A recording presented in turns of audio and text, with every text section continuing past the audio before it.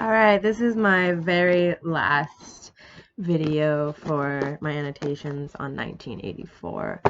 I'm still deciding whether I love this book or I hated it because it was pretty dark and it sped up a lot during the very last part 3. Winston, he finally gets this book, and it's written by O'Brien, and it reveals all the truths about his society, where he learns about Big Brother, he learns about the proles and the party, and doublethink.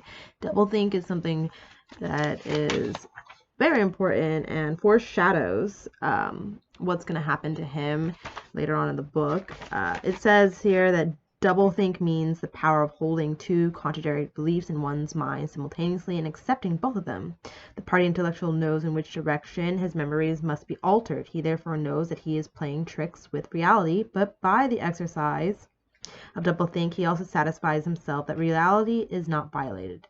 The process has to be conscious, or it would not be carried out with sufficient precision, but it also has to be unconscious, or it would bring with it a feeling of falsity and a hint of guilt. Doublethink lies at the very heart of Ingsoc. So,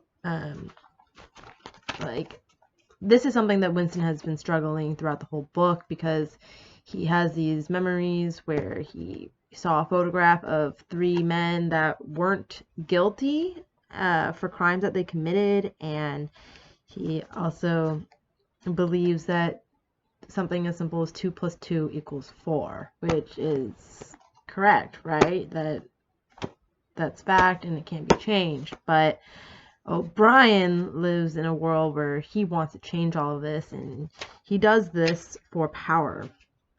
So and then you find out that all of these branches that they have in their ministry, like the Ministry of Truth, it's about lies, or the Ministry of Peace, it concerns itself with war, and the Ministry of Love is with torture. And when you were reading this at the beginning of the book, you thought, like, do you not know that that's contradictory? And he reveals that this is not accidental, nor do they result from ordinary hypocrisy. They are deliberate exercises in doublethink.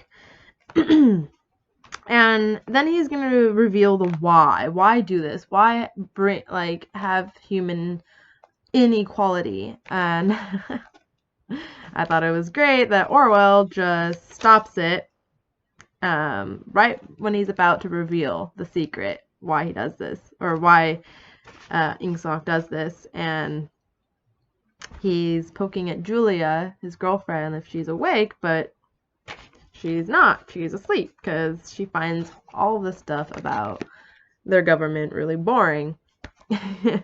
And she's not interested in it at all. And I just really like the way that Orwell, he kind of rants a lot, and he elaborates his message to get his point. And I think it adds strength to the message to you realize that this is important and serious, and and there's more of a feeling to it, like about how dark and dystopian the world that they live in is. For instance,